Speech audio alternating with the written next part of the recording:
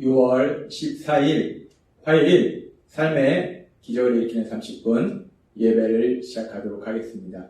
하나님께서 오늘 우리에게 주신 말씀은 갈라디아서 3장 19절에서 21절까지 말씀입니다. 이 말씀 제가 봉독하도록 하겠습니다. 그런즉 율법은 무엇이냐? 범법함으로 더하여진 것이라. 천사들을 통하여 한 중보자의 손으로 베푸신 것인데 약속하신 자손이 오시기까지 있을 것이라. 그 중보자는 한편만 위한 자가 아니나 하나님은 한 분이시니라. 그러면 율법이 하나님의 약속들과 반대되는 것이냐? 결코 그럴 수 없느니라. 만일 능히 살게 하는 율법을 주셨더라면 의가 반드시 율법으로 말미암았으리라. 아멘. 오늘도 이 시간 하나님께서 우리에게 주신 말씀을 듣기 전에 잠시 기도하는 시간 갖도록 하겠습니다. 하나님 아버지, 오늘도 연약한 저희를 사랑하셔서 저희를 만나주시고 저희에게 말씀해 주시니 감사합니다. 하나님 아버지, 오늘도 이 예배를 통해서 우리를 사랑하신 그 하나님을 만나게 하시고 그 하나님이 우리에게 주시는 말씀을 듣게 하셔서 그 말씀을 통해서 진리를 깨닫게 하시고 진리 안에서 자유함을 누리는 저희가 될 수 있도록 은혜 베풀어 주옵소서. 예수님의 이름으로 감사하며 기도드리옵나이다. 아멘. 하나님께서는 어제 우리에게 말씀하셨습니다. 하나님께서 우리에게 복을 주시는 것은 우리가 하나님께서 주신 율법의 말씀을 내 노력으로 다 지킴으로 인해서 우리가 하나님께서 주시는 복을 받는 것이 아니라, 어제도 말씀해 주셨다시피 우리는 하나님의 약속으로 인해서 믿음으로 의롭게 된다는 그 약속으로 인해서 복을 받게 되었다라고 말씀하셨어요. 그렇게 우리가 복을 받는 것은 율법으로 인해서 복을 받는 것이 아니라 하나님의 약속으로 인해서, 그 약속이 이루어짐으로 인해서 우리가 복을 받는 거예요. 그런데 그렇게 우리가 복을 받는 것이 하나님이 주신 약속이 율법을 통해서 복을 받는 것이 아니라 하나님께서 하신 약속, 그 약속의 말씀으로 인해서 우리가 복을 받게 되는데, 그렇다면 하나님께서 율법을 주신 이유가 무엇일까? 하나님께서 왜 율법을 주셨을까? 하나님께서 이 율법을 주신 목적, 그 이유가 무엇인가?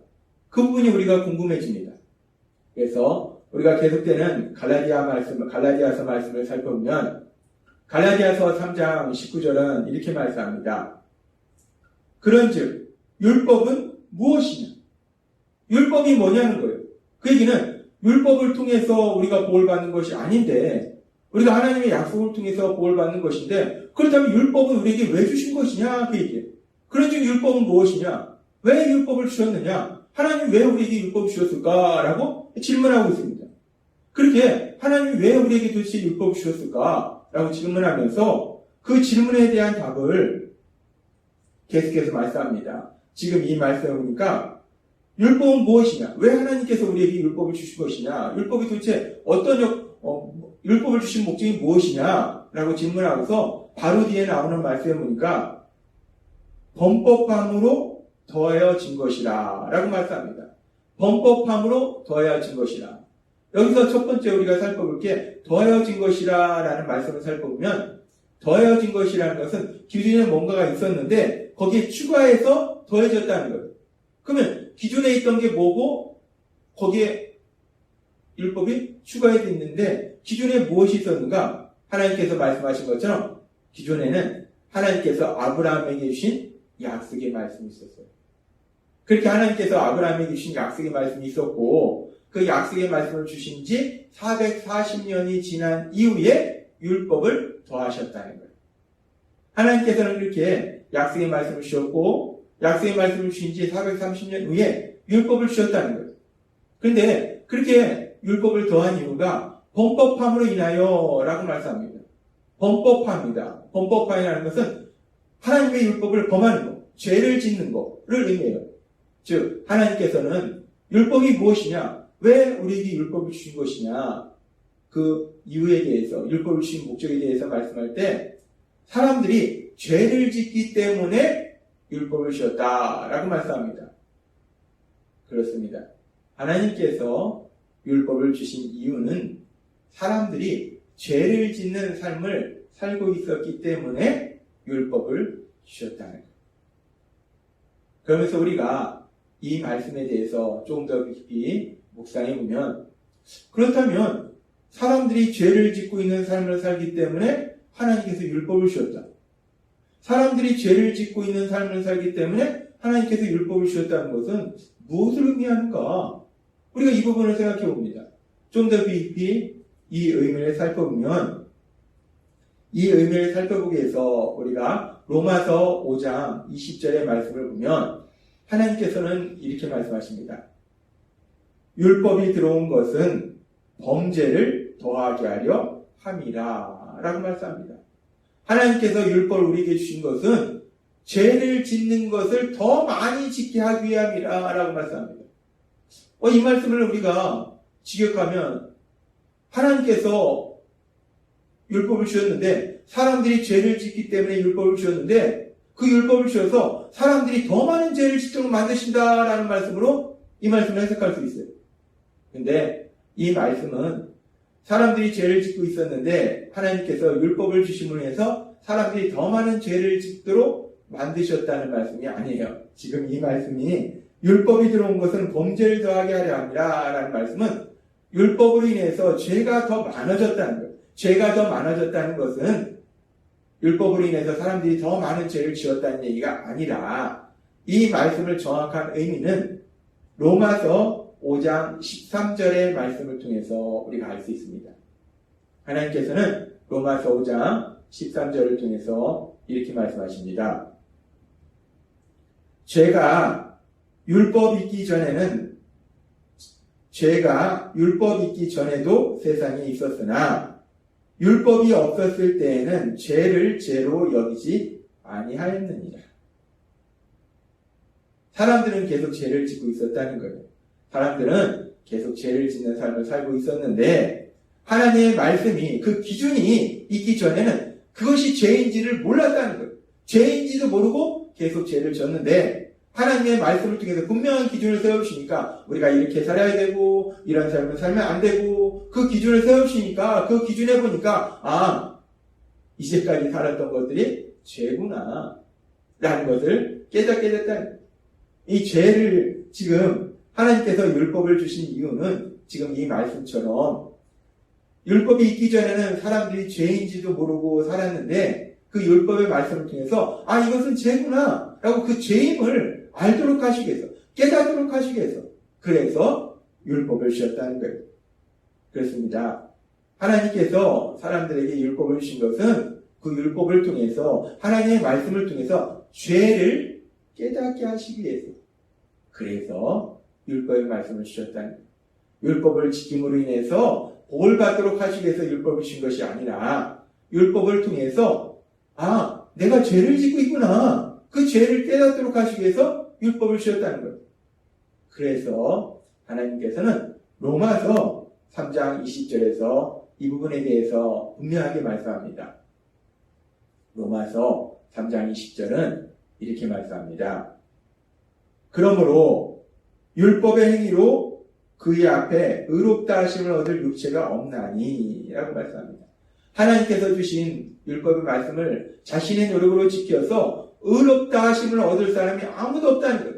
우리는 누구도 하나님의 말씀을 지킴으로 해서 의롭게 될 수 있는 사람이 없다는 거예요. 그렇게 우리가 하나님의 말씀을 지킴으로 해서 의롭게 될 수 없고, 따라서 하나님께서 주시는 복을 누리지 못하는데, 근데 왜 율법을 주셨는가? 그 율법에 주신 분명한 목적에 대해서 계속되는 말씀에 보면 율법으로는 죄를 깨달음이니라 라고 말씀합니다. 그렇습니다.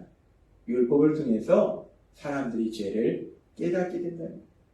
하나님께서 율법을 주신 이유는 그 율법을 우리 자신의 노력으로 지켜서 의로운 사람이 돼서 그래서 복을 받으라는 것이 아니라 그 율법을 통해서 우리가 죄를 짓고 있음을 깨닫도록 하시기 위해서 율법을 주셨다는 거예요.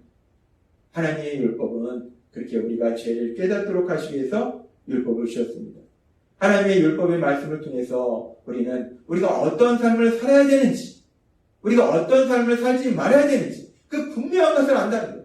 그래서 우리가 그 하나님의 말씀대로 하나님이 살아가는 그 삶을 향해서 나아갈 수 있다는 거예요. 근데 그럼에도 불구하고 우리는 연약해서 하나님의 말씀대로 온전히 살지 못한다는 거예요. 그것이 우리의 현실이라는 거예요. 우리는 하나님의 말씀을 지키지 못한다는 거예요. 그래서 결국은 그 하나님이 주신 율법의 말씀을 통해서 내가 이런 하나님의 말씀대로 살지도 못했고 이런 하나님의 말씀대로 살지도 못했고 내가 그렇게 하나님의 말씀대로 살지 못했구나. 내가 죄를 졌구나. 나는 죄인이구나. 라는 것을 깨닫도록 하신다는 거죠. 그래서 우리가 성경에 보면은 하나님을 믿는 믿음의 사람들, 그래서 하나님이 주시는 말씀을 잘 알고 있던 그 믿음의 사람들은 어떻게 고백하는가?